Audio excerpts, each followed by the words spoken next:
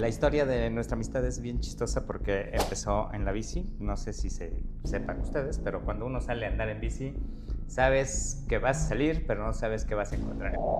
Separar por completo lo que es el dinero y lo que es la satisfacción o la curiosidad artística por otro lado, y al quitarle el componente económico a la búsqueda artística, pues encontré lo mejor, o sea, la mejor sensación que puedo Qué sentir. increíble. Si el objetivo es dinero, Ajá.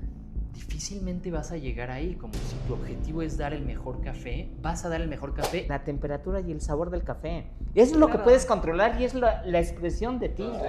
¿Tú vas a dar la intro hoy? No.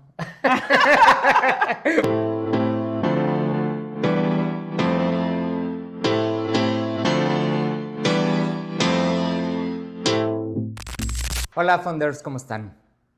Este capítulo es súper especial para mí porque tenemos como invitado a Isaac Cherem, que es amigo mío. Y la historia de nuestra amistad es bien chistosa porque empezó en la bici. No sé si sepan ustedes, pero cuando uno sale a andar en bici, sabes que vas a salir, pero no sabes qué vas a encontrar. Entonces iba hacia el autódromo en mi bici y me encontré un grupo de ciclistas que les pregunté, ¿van al autódromo? Ni ellos me entendieron hacia dónde iban, ni me contestaban lo que querían. Me dijeron, sí, vente para acá. Y cuando me di cuenta, ya iba hacia Texcoco y entonces me pegué con ellos hasta Texcoco y ya nos hicimos cuates en la carretera y poco a poco pues hemos estado platicando más cosas y que cada vez hemos trascendido, digamos, el espacio de la bicicleta. No es la única vez que me pasa, la verdad es que en la bici conoces gente maravillosa como en este caso Isaac, ¿no? Y entonces, bueno, pues invito a Isaac y no a otros ciclistas porque Isaac tiene una historia que a mí me parece súper interesante. A los 18 años se va a estudiar a Los Ángeles cine y a los 23 tiene su primer productora de cine ya como dueño de una productora, ha hecho 2 películas, ha producido más de 5 y no contento con eso y a su corta edad de 33, además después genera un restaurante, un café y pues uno se admira de que alguien con su edad tenga tanto empuje emprendedor. Y entonces por eso lo invitamos, para que nos platique cómo nace un emprendedor joven y cómo se va creando y qué hay dentro de ese emprendedor joven que lo lleva a actuar y a poner empresas, ¿no? Isaac, quisiera empezar, aunque todo es bien interesante contigo, quisiera empezar con una pregunta muy contextual. O sea, yo creo que muchos de nuestros seguidores saben lo que es una empresa, lo difícil que es ponerla, los retos que tenemos, pero creo que pocos saben cómo funciona una productora de cine, qué es, cómo se crea, cómo gana dinero, cómo opera una productora. ¿Cómo podrías describir esa parte? Pues sí, pienso que una productora de cine tiene algo particular dentro de otro tipo de empresas, porque el valor a veces económico es a veces insignificante. En mi caso, abrí una productora junto con un amigo y he tenido esa pregunta de qué es abrir, qué es fundar una casa productora, porque no fue algo en donde invertimos dinero específicamente y hubo un momento de apertura. Más bien rentamos una oficina y cada quien pagaba la mitad de la oficina con lo que ganábamos de otras cosas. En ese entonces yo era segundo asistente de dirección para proyectos de publicidad. Como que después de llegar de Los Ángeles, viví en casa de mis papás unos años y ya estaba buscando independizarme. Como que siempre tuve un espíritu y como de búsqueda de libertad. O sea, como que siento que eso es lo que más me ha formado a mí, la búsqueda de libertad. Y que incluso mis papás fueron los que me empujaron a buscar mi propia libertad. Como tercer hijo y único hombre en una familia un tanto conservadora, de pronto el hombre tiene, o yo en particular, tuve la oportunidad de tener unos papás que me empujaran hacia la libertad. Entonces, en esa búsqueda de libertad, digo, bueno, pues necesito dinero. O sea, como que en ese momento, a los 19 años, el dinero era lo que me iba a dar la libertad que yo buscaba en ese momento. Entonces, a pesar de haber estudiado cine y de que la publicidad pareciera ser similar porque se usan cámaras, porque hay técnicos, pero el fin y el origen y el alma de los proyectos es casi opuesta. Qué increíble. Pero bueno, la técnica la tenía de la escuela, entonces pude encontrar trabajos que son de freelance, que son por proyecto, como segundo asistente de dirección, y pues la publicidad, no sé, de segundo asistente de dirección en ese entonces ganaba a veces 7, 8 mil pesos por día. Entonces, pues con eso podía rentar una oficina y mientras no trabajaba, que era la mayoría del tiempo, en eso podía ir a esa oficina y empezar como a pelotear con mi socio pues, qué ideas, ¿no? Desde guiones o cómo podemos levantar dinero. O sea, no había inversión de ningún tipo. La inversión era como que cada mes la renta y cada quien su computadora y cada quien compró un escritorio y estábamos en una oficinita ahí en La Condesa. Y eso, como que cuando la gente dice una productora, tiene una productora, digo, ¿qué es tener una productora? Como que a veces como empresa suena como que tienes una empresa, una estructura, pero a veces las productoras no son nada, es nada más, son las personas que la conforman y Claro. ya. Como un laboratorio de creatividad. Totalmente, un valor intelectual, un valor creativo que tienes y que si hay dinero, que si logras conseguir dinero puedes hacer una película y si no, no es nada. O sea, una productora puede no ser nada.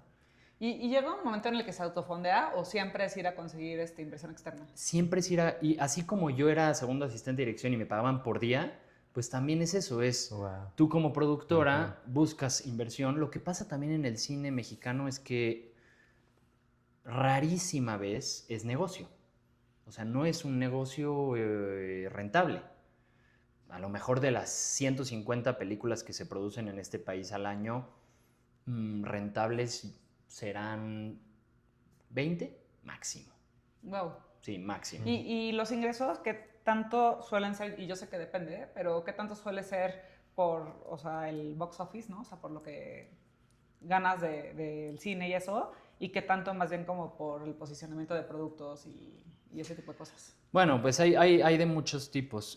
No, pienso que el box office todavía es lo principal. Bueno, quizás lo principal ahora es, después del box office, la plataforma, la venta a la plataforma. Claro. Mi primer película como director la vendí a Prime y de hecho en salas, salió solamente en 10 salas de cine porque en ese momento pues, yo era también el distribuidor, yo hice todo, entonces como que cuántas salas puedo conseguir, pues ahí por ahí tenía un contacto de alguien que conocía a alguien en Cinépolis y dije, por favor déjame meterla en estas salas y me dijeron, bueno, en estas 3 nada más, y en Cinemex me dijeron, bueno, en estas 5, y en la Cineteca me dijeron que sí, y en el Cine Tonalá me dijeron que sí, entonces bueno, 10 copias. Ajá. Entonces está en 10 salas y entonces pues, estar en 10 salas implica, creo que de eso se generaron, yo creo que no llegamos ni a 100 mil pesos de una película que costó más de 10 millones de pesos. Wow. Entonces... ¿Y en cuánto puedes vender algo así a una plataforma como Amazon? Netflix? Y a Prime la vendí en $300,000 por 5 años. Ok.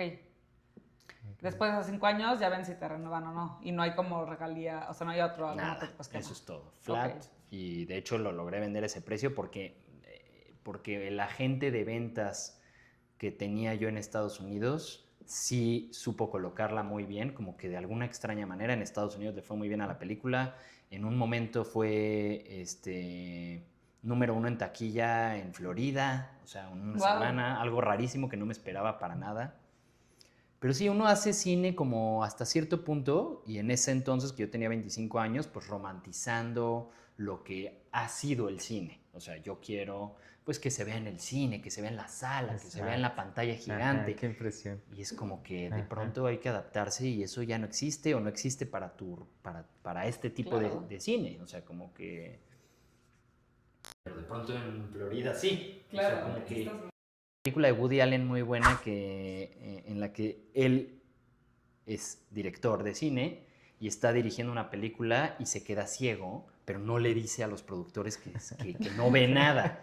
Entonces se pone a dirigir la película ciego y todas las escenas pues, están mal grabadas, o sea, no se ven los actores, está la cámara para el otro lado y la película es un fracaso, pero de pronto en Francia fue un exitazo porque les parece como una obra de arte increíble. Claro. Entonces él se muda a Francia. Entonces ese tipo de cosas suceden cuando haces. O sea, igual tienes un objetivo y de pronto encuentras otra cosa en el camino. Y eso siento que a mí me interesa mucho eso. Oye, y la parte de los festivales, los premios, ¿cuál ha sido tu experiencia como con todo ese mundo? Pues Leona, mi primera película, fue una película que se vio sobre todo en festivales, en muestras de cine en todo el mundo. O sea, de verdad que en más de 100 festivales de cine en los 5 continentes. Yo todo el 2019 me la pasé de gira por invitación, pues por todo el mundo prácticamente. Y fue una experiencia muy linda porque es gente que le interesa el cine en particular, que normalmente son cinéfilos que van a ver y que les interesa mucho el conectar con el director, con los creadores o con la actriz que de pronto estaba por ahí. Entonces, pues es muy lindo hablar y de pronto ya has hablado tanto lo mismo que ya no puedes escucharte a ti mismo decir las mismas cosas. Exacto. O sea, como que también te aburres de ti mismo, de tu choro y dices, necesito otro choro ya, porque ya me aburrió.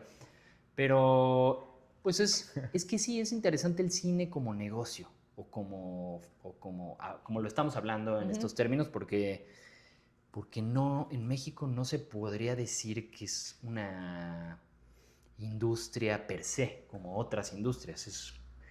Y está bien, como que hasta cierto punto el arte no tendría por qué buscar rentabilidad. O sea, ¿por qué? ¿Por qué si el arte, si su fin es económico, entonces es artístico? No sé. Es un debate muy interesante. Se puede o no, puede ser que una película que no buscaba eso lo encontró, puede ser que haya intereses. Mi segunda película como director, fui empleado, nada más. Me contrataron como director y con fines puramente comerciales, pero a la vez es como queremos que esté buena la película, porque si no hubieran contratado a un director pues que ya tenga experiencia haciendo cine comercial. Y pues eso, puse todo de mí ahí y me encontré con una pared que es el dinero, o sea, o la búsqueda del dinero de quienes me contrataron. Exacto. De pronto es como que yo creo que la mejor idea para esta película es esta, y de pronto el choque era, pero eso no es lo que en nuestra experiencia genera dinero, y es como, entonces... O sea, no temas de presupuesto, sino temas de product market fit, ¿no? Lo que hablábamos. Sí, exacto, sí. ¿Cómo se edita la película? Por ejemplo, yo soy muy de la idea de no ser condescendiente con la audiencia. Para mí, condescendiente es sobreexplicar. Y sobreexplicar, pues, es lo que para mí esté sobreexplicado. Exacto. El productor dice, para ti eso podrá estar sobreexplicado, pero la gente en nuestra experiencia o las masas necesitan que les expliques más. Yo no puedo sobreexplicar. Si para mí está sobreexplicado, tenemos que quitar información para que haya una conversación y no sea nada más te aviento información para que no te quede duda de nada. O sea, como que ¿dónde está lo artístico si no hay dudas? Claro. Sí, ahorita que lo dices, lo recuerdo muy bien en Leona, porque de repente pasas de una escena a otra que ya es completamente distinta y uno como espectador tiene que contarse esa parte de la historia. Ya tronó con este cuate y entonces me está pasando ahora esto, y etcétera. Sí, para mí eso es la conversación con la audiencia. Y es increíble, ¿no? O sea, sentir a la gente retada. A ver, hay veces que yo veo, no sé, una serie o una película y acaba como de... yo digo, ¿qué pasó? ¿No? Ajá. Y me lo empiezo a cuestionar. Y la vez que luego hago trampa y acabo googleando como qué significaba eso. Pero es Ajá. padrísimo. O sea, para mí esas son como las grandes películas, ¿no? Las que realmente como que Sí. te hacen pensar, ¿no? Que Nada se te más quedan, ¿no? Sí. Que se... Sí, Leona pues Ujú. termina así como... pues no Bueno, tiene un sí, no tiene, moñito, ¿no? exacto, no tiene un final No es así un típico. regalito. Exacto. Y para mucha Ajá. gente, sobre todo en Estados Unidos, en la gira, y gente grande, de pronto iba a pueblos donde casi no había jóvenes. Ujú. Entonces la gente más grande era como, ¿pero qué pasó al final? O sea, como que no les gusta la sensación de incertidumbre. Es como, No estamos no acostumbrados estamos a eso. acostumbrados a eso. Y es Claro. como, pues, súfrelo. Entonces, Oye, y a ver, una pregunta que yo siempre le he querido hacer a un director. Tú sí sabes qué pasó. sí, y a la vez lo que pasa en Leona es que no es de que pasa nada, es de que es la vida y esa es una Exacto. etapa, eso es un momento en la vida de esta persona. ¿Y qué pasó? Pues siguió su vida y pasaron más cosas, Claro. como en la vida propia, la misma, ¿no? O sea, como que el cine te muestra pues sí, espacio de tiempo normalmente de un personaje. Pero antes existieron cosas, después van a existir cosas, pero bueno, como director decides qué se ve. Claro. Y lo decides porque estás buscando qué, emociones que vas a generar, conversaciones que quieres que se den, ideas de conceptos específicos o de tensiones internas.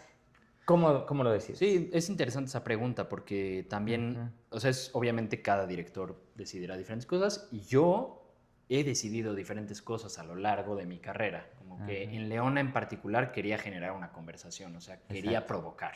Ujú, Quería claro. provocar a la audiencia y que Ujú. tuvieran dudas y que, o sea, como mi sueño, mi idea, mi visión original era, quiero que esto agite el avispero, o sea, como que y entonces se hable de algo que pienso que no se está hablando. ¿Por qué no se está hablando de este tema? O sea, Exacto.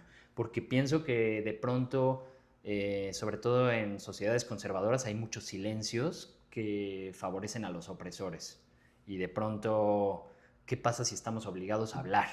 Porque a ti te pareció tan obvio que eso estuvo mal, a mí me pareció obvio que eso no me parece, o sea, a mí eso no me parece. Y entonces generar discusión, o sea, yo quería generar discusión entre parejas o familiares. Padrísimo. Oye, ¿y cómo sabes? O sea, Ajá. porque me imagino se te ocurren mil ideas, ¿no? Y en la cotidianidad y las cosas que vemos. ¿Y cómo sabes cuál sí se convierte en una película? Y también, ¿cómo sabes?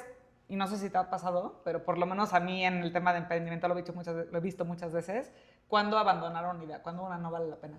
Ah, sí, es Muy una buena pregunta. pregunta, porque Ajá. sí, siento que, o sea, me ha pasado muchas veces que abandono y ahora en particular, por ejemplo, tengo algo que estoy seguro que deseo mucho, o sea, que quiero llevar al fin. Y, y Ahorita. ahorita en Ahorita. Qué particular, pero padre. llevo 4 años Ajá. escribiendo esto, llevo 4 años Guau. pensando Wow. en esto Qué y ha precioso. cambiado y Ajá. se ha modificado con respecto a lo que voy pensando, a lo que voy reflexionando. Eh, pero sí, muchas veces he trabajado años en proyectos que escribo, que le doy vueltas, que no sé qué, y parece como de pronto que estoy forzando a que suceda algo y no, y lo mando a mis amigos y no, y entonces trato de reformular, y entonces cuando de pronto ya estoy perdido y digo, ¿qué es lo que estoy intentando contar? Y ya no tengo la respuesta, ahí quizás ya es el lugar, el momento de De abandonar. dejar ir. Oye, y una pregunta un poco diferente, pero ¿cómo ves tú el futuro del cine? Con todo lo que está pasando en inteligencia artificial, imagino que hay mil conversaciones alrededor dentro de la industria o la no Sí, industria. sí, de la no sí, sí. ¿Tú realísticamente qué crees que va a pasar en los próximos 5, 10, 20 años? Pues justo ahora acaba de suceder una polémica gigante que Santander sacó un comercial No todo lo vi. hecho en inteligencia artificial y bueno, mucha gente en la industria, sobre todo de la publicidad, estaban como enojados y muy reactivos y me pareció honestamente patética esa reacción. Es como que, ¿qué es lo que, o sea, qué esperas que haga Santander? ¿Que sea ético con tu trabajo? No, o sea, a Santander le importa ahorrar dinero. Claro. Este, transmitir una idea del costo más bajo posible, Claro, que sea efectivo y se acabó. Sí. Yo ¿por qué tengo que ver por tu trabajo? O sea, como Claro. que estamos en el capitalismo, ¿no? No Exacto. estamos cuidándonos económicamente los unos a los otros. Entonces siento que la inteligencia artificial sí va a cambiar muy drásticamente la industria, en el sentido en el que se ha ido cambiando la industria. Antes, las películas solo costaban $100 millones, por decir algo, entonces solamente hay 5 películas a la semana y solamente están hechas por gente que tiene el privilegio de estar en un lugar en particular, por alguna circunstancia en particular, y esas son las películas que se están haciendo. De pronto se hace mucho más barato hacer películas en los últimos 20 años y vemos una diversificación de perspectivas. De pronto ya vemos, alguien puede hacer una película en su casa y directores iraníes están haciendo películas a escondidas del gobierno y la pueden sacar. O sea, ¿cómo puede ser una película a escondidas si es una película de $100 millones y hay dinosaurios? Sí, claro. Entonces, de pronto, la diversificación de la perspectiva de los creadores, siento que ha enriquecido muchísimo el cine y que ha enriquecido la plataforma también, o sea, ya no solo es el cine, y que ya no solo fuera el cine, de pronto representa una tristeza para muchos, o un enojo, así como ahorita está Como una representando melancolía también, ¿no? Sí, es como, no, pero el cine era lo mejor, a lo mejor habrá películas para el cine, a lo mejor ya no quieres ir al cine, a lo mejor la sociedad cambia y ya para muchos ya no es cómodo compartir una sala oscura con extraños que están comiendo palomitas en cierto volumen, o lo que sea, ¿no? O sea, siento que lo que viene es más diversificación, abaratamiento, pero que ojalá eso solo sea lo que haga que las películas haya de más tipos, de más perspectivas, que podamos conectarnos como sociedad, como mundo, a través del cine, con mayores, ¿no? O sea, que tú descubres que la misma estructura que ha hecho posible el cine, mirado desde otra perspectiva, puede ser una restricción para que no haya más producciones de cine. Sí, totalmente. Claro. Wow, Sí. qué interesante. Que es el ciclo natural de muchas cosas, ¿no? Exactamente. Sí, o sea, Leona costó 10 millones. Mi siguiente película como director costó 40 y tantos millones. Y es absurdo, es como que no es necesario. O sea, como que entiendo, si lo tienes, qué bueno, y hazlo, y hay una derrama económica, y hay muchos empleados involucrados, y se está distribuyendo esos recursos. Pero ¿qué pasa con todos los creadores que no tienen acceso a 40 millones de pesos? Millones, sí, exacto. 10 millones hace 10 años, pero... Sí, 40 millones. Y filmé en casa de mi tía, entonces como que... Sí, como qué pasa si queremos hacer ciencia ficción. O sea, ciencia ficción en México pareciera muy difícil y hemos tenido que hacerlo de manera muy pequeña porque no tenemos recursos para competir contra pues, las películas de ciencia ficción estadounidenses. O sea, si estoy como leyendo entre líneas correctamente, ¿tú estarías abierto a utilizar inteligencia artificial para poder lograr...? Absolutamente. O sea, para mí, y siento que eso es algo muy de emprendimiento, es la flexibilidad. Totalmente. O sea, si no hay flexibilidad, no hay camino. O sea, Claro. Y siento que eso es parte de mi identidad también. O sea, como que quizás yo hubiera tenido un camino confortable o como cómodo de caminar y que no me interesó porque lo que me interesó fue la libertad y la curiosidad, y eso me hizo tener que buscar por otros lados y otras maneras. O sea, como que para mis papás, para mi familia extendida, hacer cine es como no solo una cosa imposible, sino una locura y algo que no te va a satisfacer porque no vas a tener una vida Sí, rompiste cómoda. con todos los paradigmas de tu familia. Pero eso es algo padre. Digo, hace ratito platicábamos de que para ti sí son mundos que pueden estar unidos, pero al mismo tiempo tú ves como muy sanos mantenerlos separados, esta parte de lo que me apasiona, lo que tengo que hacer por lana, lo que funciona para la sociedad, o sea, son esferas que si están unidas está padre, pero no necesariamente tienen que estar Sí, unidas. y es algo que Ajá. acabo de entender, la verdad. Ajá. O sea, acabo de entender. En la pandemia fue que lo entendí, como que hice una película, hice un documental que lo hice por Zoom. Me tardé muchísimo, invertí una cantidad de energía, de emociones que jamás sabía siquiera, o sea, no sabía ni que podía sentir esas cosas. Lo terminé, lo vi y lo compartí con amigos y familia y ahí me di cuenta que el cine no tenía que ser masivo. O sea, como que de pronto el cine solamente es un medio masivo. Ujú. Y es como, yo me di cuenta que no solo no es masivo, que no me costó nada, porque hice screen recording en mi computadora y lo edité y me satisfizo a un nivel que no sabía que podía satisfacerme hacer cine. Entonces de pronto es como, esto no es económico, de hecho no me gustaría lucrar con esto, porque son como cosas muy íntimas, muy privadas, son tan profundas que ya encontraron su objetivo que no era el dinero.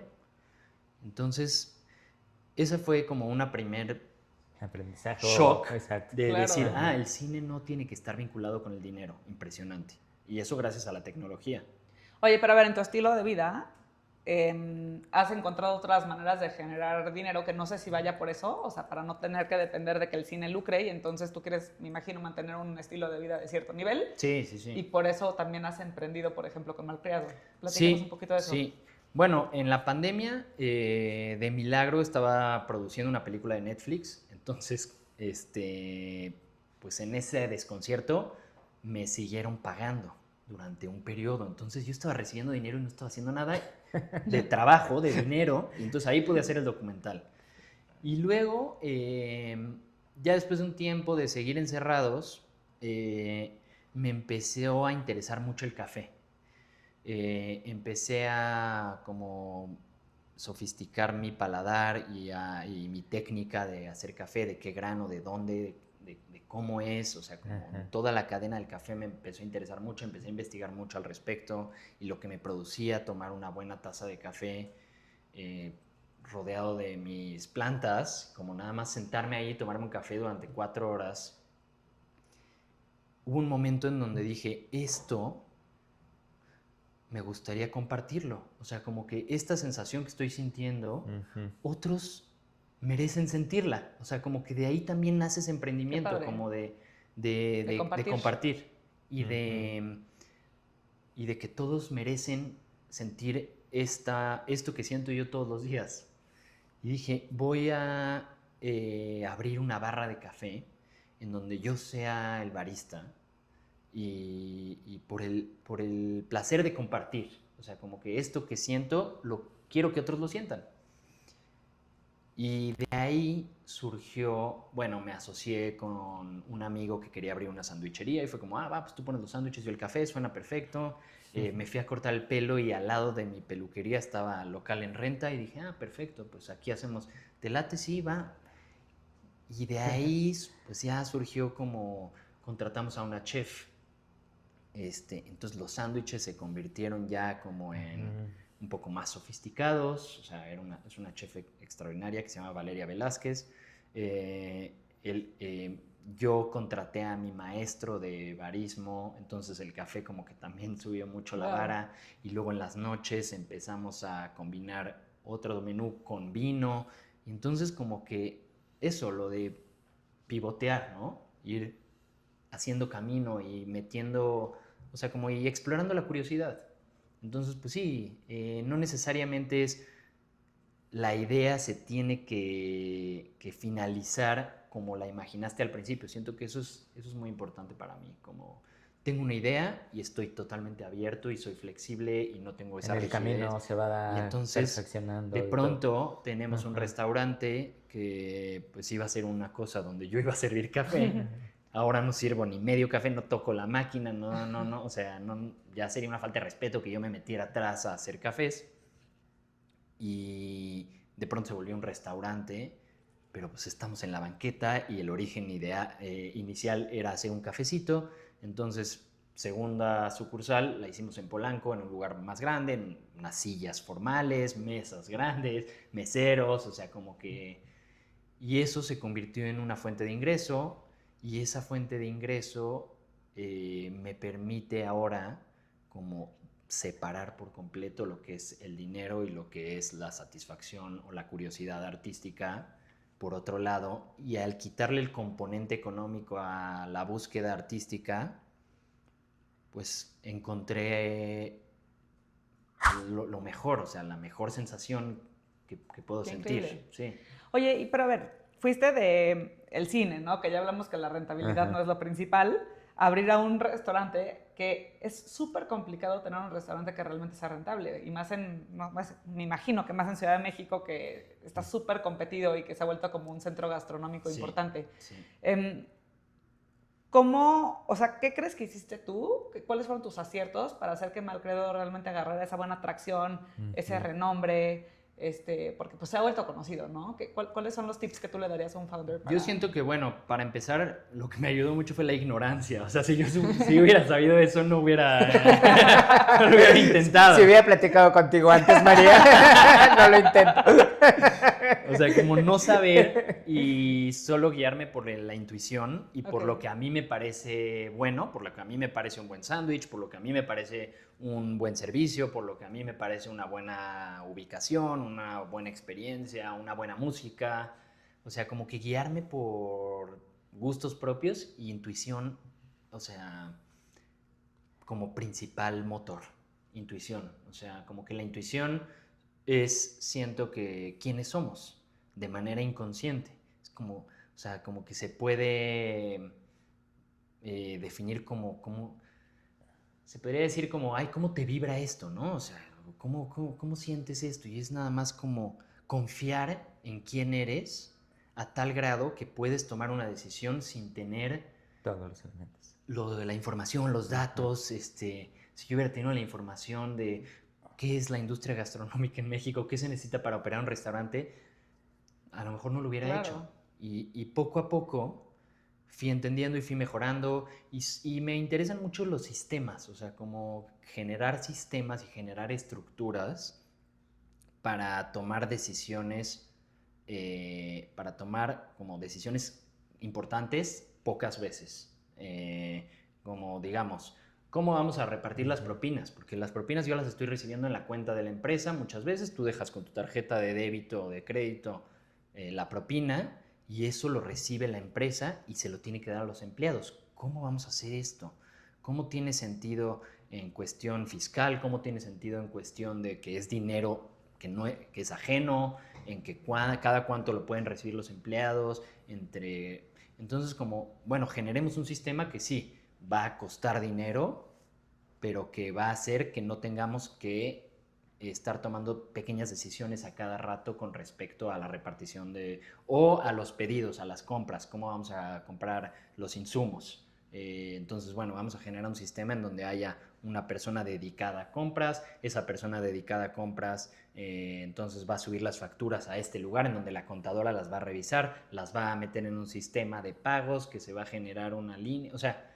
¿Y estos procesos los documentas o simplemente los verbalizas y la gente te los cacha? No, yo creo que más bien los estructuro. Ok. O sea, sí, no nada más verbalizo, sí digo, vamos a estructurarlo, a ver, tú súbelo aquí, yo voy a hacer el documento, tú lo vas a subir acá, hay que cambiar de contadora, hay que explicarle a la nueva contadora cómo es.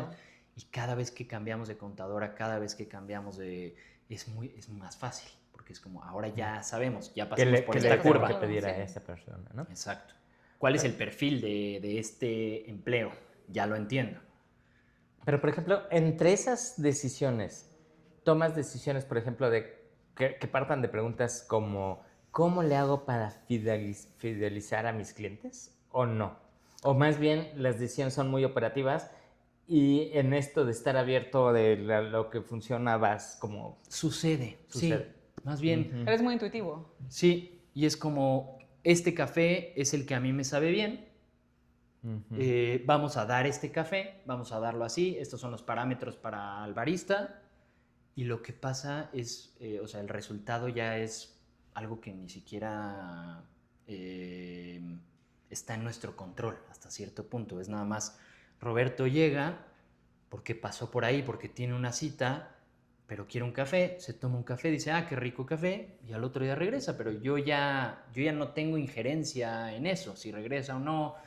Y es muy difícil porque de pronto llegan temporadas bajas Ujú. y dices, ¿qué estoy haciendo mal? Sí, sí, te entra la ansiedad. Y tienes que tener la confianza en el trabajo que está haciendo tú y tu equipo, de decir, estamos haciendo bien las cosas y esto no está en nuestro control, entonces no hay nada que hacer. Sigamos haciendo las cosas bien y de pronto, ok. Y además eso es algo que cualquier Esta cosa. empresario siente, ¿no? Ujú. O sea, esa ansiedad y Ujú. esa preocupación por fluctuaciones de mercado, por estacionalidades o por lo que sea, yo creo que a todos nos toca. Sí. Y mantener la calma es importante, porque la verdad es que sí, el estrés o sea, Sí. puede llegar a ser fuerte. Sí, y en el cine es distinto porque llegó la inteligencia artificial. Si dices, estamos haciendo las cosas bien, necesitamos 100 millones de pesos para hacer esta película, chance no. Claro. Chance más bien métete, investiga, experimenta. Sí, sí, tengo que ser proactivo en ese aspecto. Igual en los restaurantes, yo creo. Simplemente hay que saber cuándo no está en tu control, cuándo sí hay algo que puedas hacer, hasta dónde meterte, hasta dónde simplemente tener calma. Oye, y hablando ahorita que regresaste al tema del cine, ¿cómo crees tú que tu carrera como cineasta te ha inspirado o te ha ayudado o te ha guiado ahora en esta faceta que traes también como restaurantero? Yo creo que en conocerme, o sea, creo que ese proyecto que, por ejemplo, que hice en la pandemia de Increíble. documental fue de, o sea, voy 2 veces a psicoanálisis a la semana y todavía, después de 5 años, estoy dándole vueltas a ese proyecto porque es familiar y estoy entendiendo quién soy yo a través de cosas que suceden ahí, a través de cosas que se dicen. Entonces, simplemente creo que explorar la curiosidad, ser flexible, eh, transitar caminos nuevos, me han hecho darme cuenta de quién soy yo. Entonces, al tomar decisiones como dueño del restaurante, digo, esta decisión la estoy tomando similar a cómo dirijo una escena en este sentido. Entonces, este es quién soy yo. Qué padre. Entonces, al saber quién soy yo, la intuición es más fácil, la toma de decisiones es más fácil, la confianza en uno mismo es más fácil, la seguridad. Como que es muy padre ser el outsider. A mí siempre me ha gustado eso. Está increíble porque, o sea, es como si estuvieras planteando que al fin y al cabo los emprendimientos acaban siendo una expresión de uno mismo. Absolutamente. Y en ese sentido, lo que hablábamos de que si el objetivo es dinero, difícilmente vas a llegar ahí. Como si tu objetivo es dar el mejor café, vas a dar el mejor café y lo que va a pasar es que Roberto va a ser una de esas personas que va a entender que en ese lugar hay un café que le gusta y va a regresar. Pero ahí yo no tengo el control. Yo simplemente ofrezco este café. Habrá alguien que diga, este café es muy ácido, yo no regreso a este lugar. Claro. Continúa y llegarás a otro lugar en donde den un café que a ti te guste y por lo tanto regresarás a ese lugar. Entonces siento que no enfocarse tanto en el resultado económico porque es incontrolable a veces. Me encanta porque es un poco como otra manera de ver las cosas. O sea, yo empatizo contigo porque mi formación es de diseñadora, ¿no? Y entonces toda esta parte de la creatividad y el arte y fluir, yo creo que así nací. Y luego yo me volví muy estructurada y muy de hacer planes y las métricas y pero hay algunas veces que yo digo, no, es que esto, aunque me está diciendo mi gente que haga esto y el proceso y tal, y el proceso debería de ser hacer lo que me están diciendo, a mí me late que que no va por ahí, que si hago esto, tal. Y muchas veces que no escucho mi intuición, siempre me acabo arrepintiendo, ¿no? O sea, digo... Sí, claro. Y entonces eso es algo que yo creo que también todos los empresarios, todos los emprendedores deberíamos de tener muy vivo, ¿no? Sí. O sea, el escucharnos a nosotros mismos. Totalmente. Estoy, por ejemplo, releyendo la biografía de Slim, porque es un personaje que me interesa mucho. Y no me interesa en el sentido del dinero, sino como de que es un gigante rodeado de liliputienses. Y Slim, como que el pivote importante de su carrera como empresario es en la década de los 80s, que México está en decadencia, en recesión, y las empresas extranjeras No invierten. no quieren invertir, no solo no quieren invertir, quieren salirse. Y Slim es cuando dice, yo le voy a entrar, yo confío en esto, yo confío en mí, yo confío en quiénes somos. Compra Sanborns, compra Euskadi, compra General Tires, compra muchas cosas. Ya obviamente lo favorece ya después políticas públicas, pero tiene definitivamente una visión empresarial que, a pesar de ser alguien muy sobre los números, sí tiene una intuición.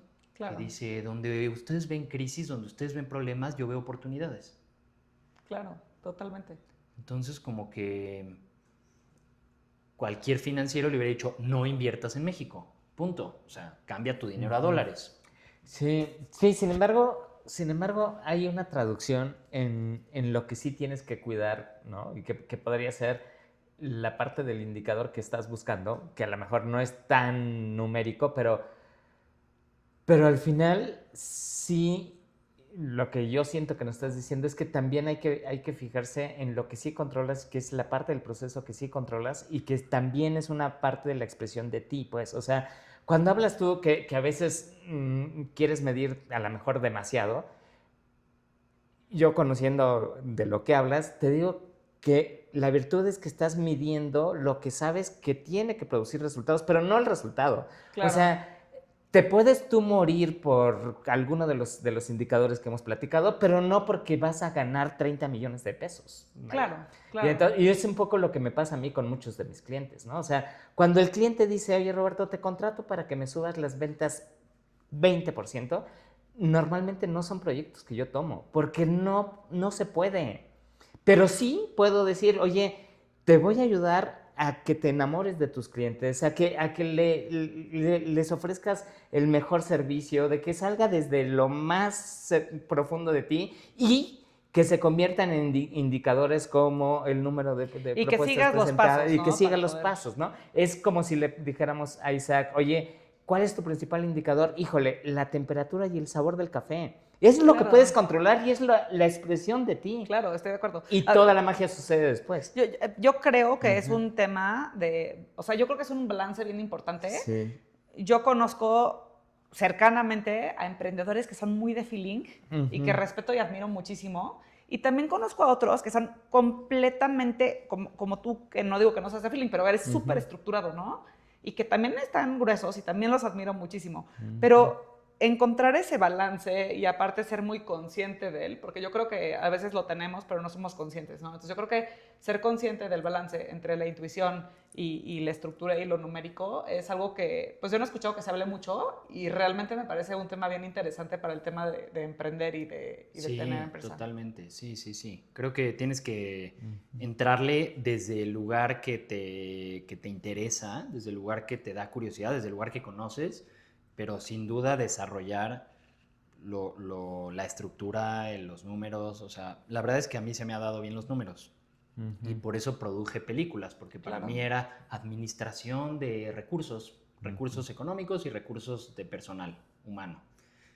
Entonces, como que también esa transición del cine a Malcreado, en donde ahora tengo 50 empleados, fue natural, porque en el cine tuve 100 empleados y tengo que gastar 15 millones o 20 millones de pesos en 5 o 6 semanas. O sea, es una gestión de recursos muy intensa. Claro. En Malcreado es más a largo plazo, más extendido. Pero sigue siendo una gran responsabilidad, ¿no? O sea, ya tener que tener 50 familias que dependan de ti es gigante.